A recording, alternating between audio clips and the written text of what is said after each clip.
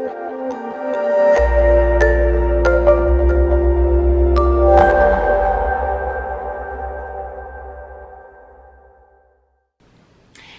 morning, my lovelies, my beauties, my friends. My name is Christina and welcome to my channel. If you are new here, thank you so much for clicking on this video. I really hope that you will subscribe, stick around, take a chance on hearing some things that I have to say. And if you are a returning subscriber, y'all already know, y'all are my babies. So good morning, good morning, good morning. It is a good day already. I hope y'all are having a good day. Today we are going to get into a Wentworth versus reality video. Now, side note, disclaimer, before I get 1,500 comments down in the comment section saying that's an Australian, prison and that's based on that over there and you're in America. Yes, I know that. This video is going to be on a comparison to the prisons that I have been at here in the US, a female's prison. I've also gotten a lot of comments on my last Orange is the New Black video saying, yeah, that was a minimum security prison. The prison that I spent my most time in was a minimum security prison too. But it doesn't matter. Either way it goes, I'm just giving y'all a little bit of a comparison and a light into what I have dealt with or what I have seen, my experiences. So I hope that you enjoy it. I'm also planning on doing another Orange is the New Black as well. I've gotten a lot of requests on that. So make sure to leave me a comment down below if you do want to see that again or if you want to see another one of these again as well. Also, if you've watched Wentworth, which I have now, thanks to all of my lovely babies out there, it's kind of dark. There's a lot of violence and stuff in there and a lot of things are graphic. So if you are around your children or if you are a child watching this, I don't recommend watching it. Wentworth is not a show that I would allow my younger son to watch. My oldest is 18, so, But, so I just want to give you that disclaimer. There's going to be some real stuff in this video that we're doing today. But you know what? That's what we do over here on this channel. We talk about real stuff. So, let's get into it.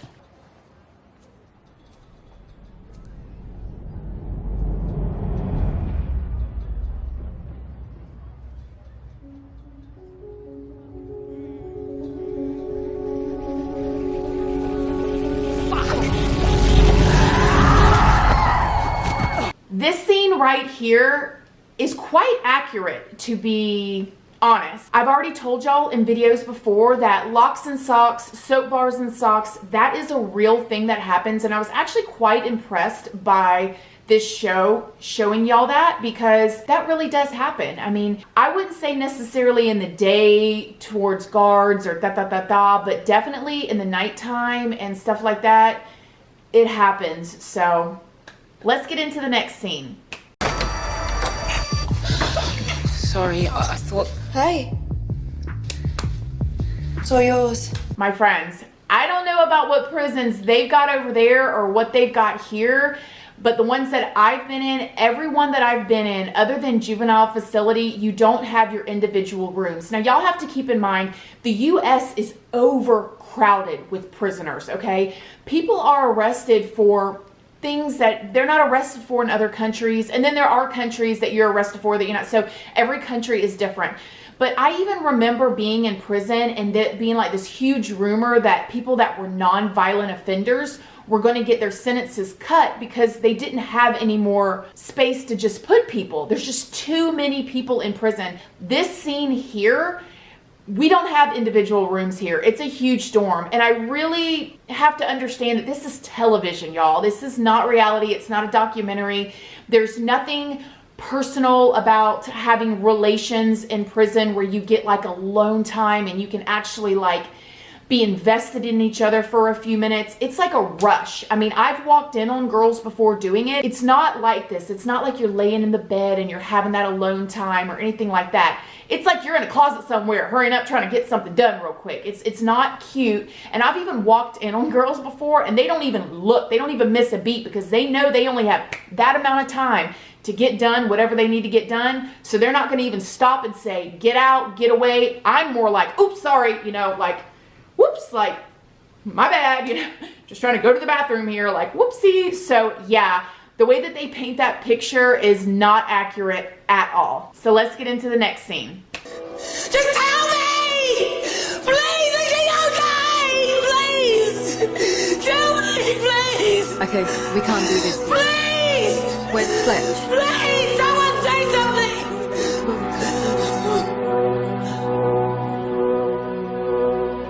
Y'all, this is very real. I felt her passion and her pain watching this. She did a really good job acting that out, I just want to say. If you haven't heard me talk about it in other videos before, the sounds that I heard from that woman who lost her child was blood curdling screams.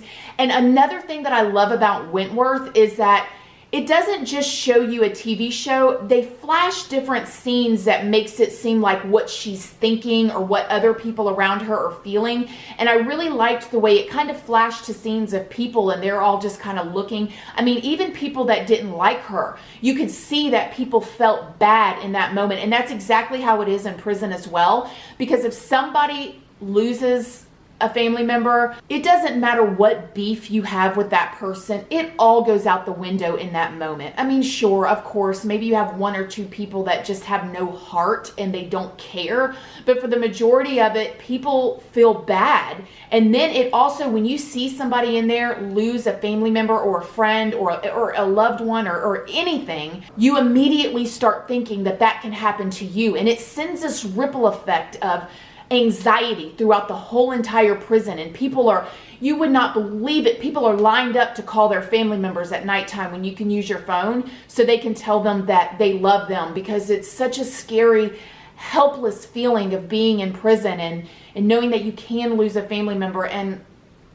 this subject is really hard to talk about because I've even had some of y'all comment below and say that you were in prison and you lost your family member, you lost your mom, and it was triggering when you heard me talk about it, and I'm so sorry for that. And I know that, especially when you come to a video and you just plan on being entertained and then you get reminded of something that painful, it's awful. I mean, it's one thing too if you're traveling for out of work and something happens to a family member and you can fly home real quick, but when you're in prison, you can't even get up and call them the way you want to, right? If you have a sick mom who's maybe in the hospital, you can't run to the phone and call and check on her a few times a day. There's only a small window of time that you can use the phone in the evenings when you're in prison, and everybody's lined up trying to use the phone. So losing a family member in there is awful. So I'm so glad that they showed y'all this scene, because this is accurate. And it's probably even worse than that because they're just showing you that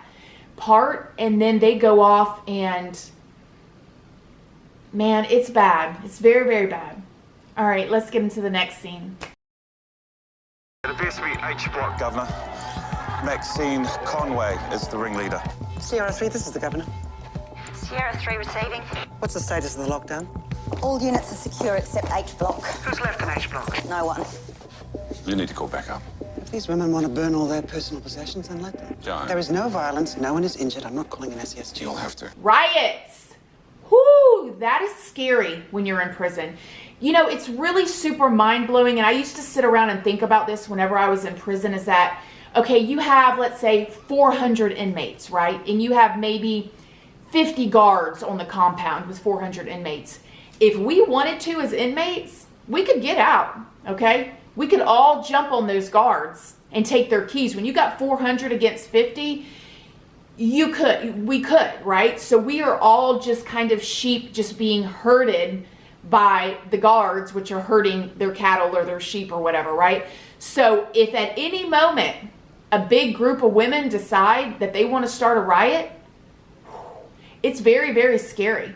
Because you think about, you have a huge group of people that are in there for some heinous crimes, right? Very violent. I mean, I know I was a violent offender, but not like some of these people violent, right? Not like, you know, probably stabbed somebody or shot somebody in cold blood or whatever. And then you put a group of them together and you make them mad and they start a riot.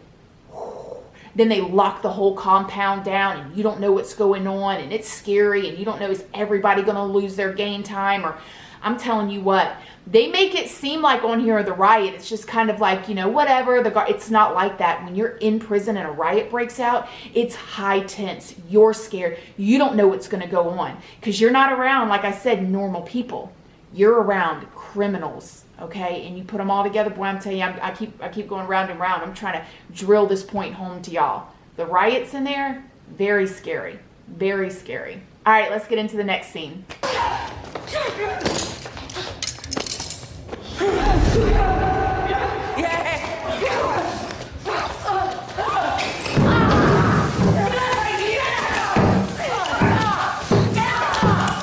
Okay, so this was a little overboard. Okay, so and I know a few of y'all have commented down below and said that you stopped watching Wentworth because it was a little too much. I get what you're saying, especially since I sat and watched it. I've been watching it for a few nights, skipping around to different episodes and really just trying to figure this show out. It is a bit much. Some of these things do happen, but nobody's going to be standing around laughing. I mean, that's not a funny thing. It's scary. You know, she's burning her on the thing and she's stabbing her and they're stabbing each other and all that. Now, that can happen because you got to think when you're in a fight, and if you've never been in any, and I'm so proud of all of my little babies out there that have never been in a fight, so proud of y'all. And that is something to be proud of, by the way. Don't go around feeling bad about yourself because you can't fight or you've never been in a fight. That's something to be proud of. That is something to be very, very proud of, okay? But if you've ever been in a fight, you realize that your adrenaline's pumping and you can't hardly feel stuff. You can't, you know, you don't feel it until later. So that kind of thing can really happen to the point of like, people do stab each other in there. They do come up with things. Like I said, I've never really seen a shank like that, but I have seen razor blades and, you know, and by shank, I mean a sawed-off toothbrush or a sawed-off chicken bone or something like that, but I have seen razors, okay? And women don't carry around razors in their mouths or hidden because they want to cut paper. They carry it around to either protect themselves or hurt somebody. So yes, I have never seen, personally myself, I've never seen anybody get stabbed in there, but I have heard stories, and not as dramatic as this, but yes, it does happen. So let's get into the next scene.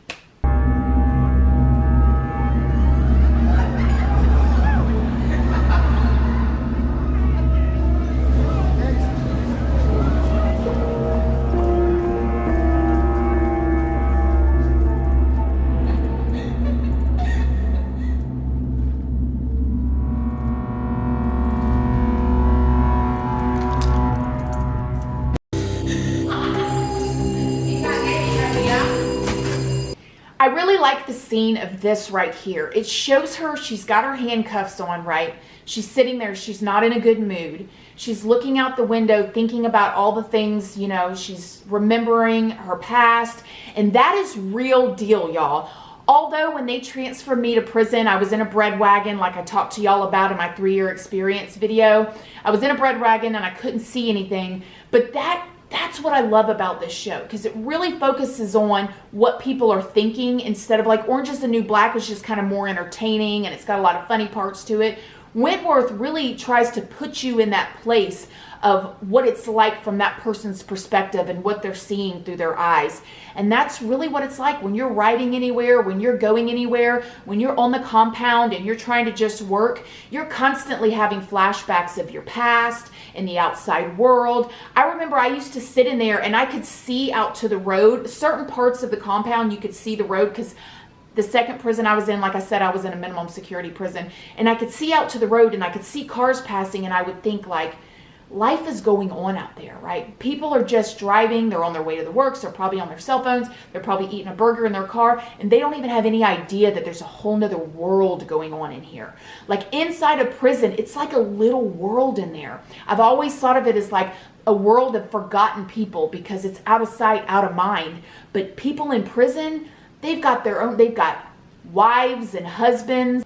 They've got a store on the compound. They've got a church there and a chow hall and a library. It's like a little world in there.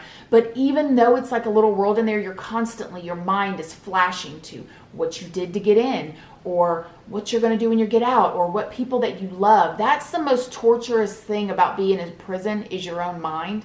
That's why I always tell y'all being in solitary confinement is torture to the highest power. Because all you have is your mind to think about what people are doing outside, and, you know, maybe somebody that you love, or they finding love with somebody else, or, you know, your kids, you know, is somebody else becoming a better role model to them, right? Or if you're a teenager, you're missing all of your teenage years, or, you know, I dropped out in first semester of 9th grade, okay? So I never went to a prom, not one.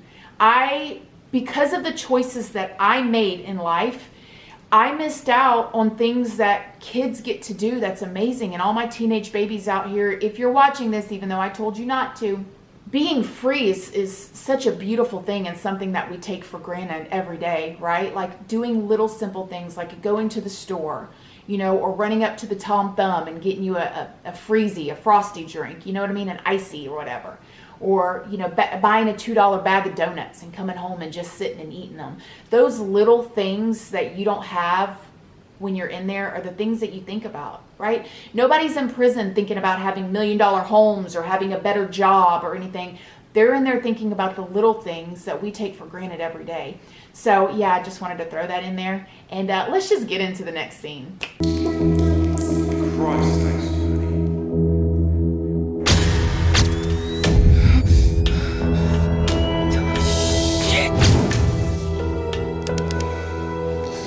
Date of birth?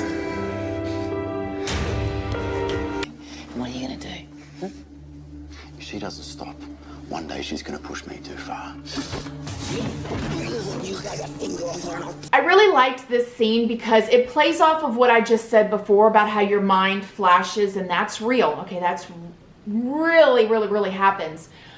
But also I wanted to talk to y'all about the women that I've met in prison that have made a bad decision. Now, I'm not making any excuses for B for what she did. What she did was horrible and she should have took another route. But I've sat and talked to women who were great women, right? They were amazing women, did things in their community, did volunteer work, did all that, and are in abusive relationships and then just snap. So if you're in an abusive relationship, I'm crying out to you right now to get help. Okay, because that stuff really messes with your head and you could hurt yourself or hurt somebody else. That really happens, okay? Women that get caught up behind a man, I've told y'all about that before. And if I have any of my little babies watching this, and I told y'all not to watch this, but I'm gonna talk to you anyways because here we are. If you're with a young boyfriend or a young girlfriend and they're not treating you right and they're calling you all kind of B's and having that toxic love that I talked to y'all about that I had when I was a teenager, please don't put up with that. That stuff breaks you down. And just like B, she ended up getting herself in this situation in this show because she stayed in this toxic marriage, and women do it all the time. Women do it all the time. They snap. Y'all heard about Lorena Bobbitt. I know y'all heard about Lorena Bobbitt. If y'all don't know about Lorena Bobbitt, I'm going to tell y'all can Google it. She walked in on her husband, caught him cheating on her, and she cut off his man bits, was driving down the road, and threw it out the window, y'all. And guess how, y'all? This man was walking his dog. I crap y'all not. Look it up. He was walking his dog, and the dog found it. Can you imagine out walking your dog, la la la la la la, and find a human man part? So the man called the cops. And they put the penis back on. They put it back on. Ah! Anyways, with that being said, women really do snap, and so do men. So I love her story on here. I love her part. I love it, okay? All right, let's get into the next scene. What do you want? No repercussions for anyone involved here today. And anything that affects the women in the future, you run it by me first. You don't run this prison. I do. My loves, I love this scene, okay? Yes, it is a bit dramatized, okay? It's a little bit more dramatic than what would really happen. But when she said to that guard, "You don't run this prison no more, I do," let me tell y'all something. The inmates run the prison, okay? We run the prison. The guards mistreat us and do things to us and abuse their authority sometimes. 150%. That happens. But the inmates run the compound at the end of the day. And if anybody disagrees with me, let me know in the comment section down below, but I know that you know. And there is always a top dog or 2 or 3, depending on how big the compound is.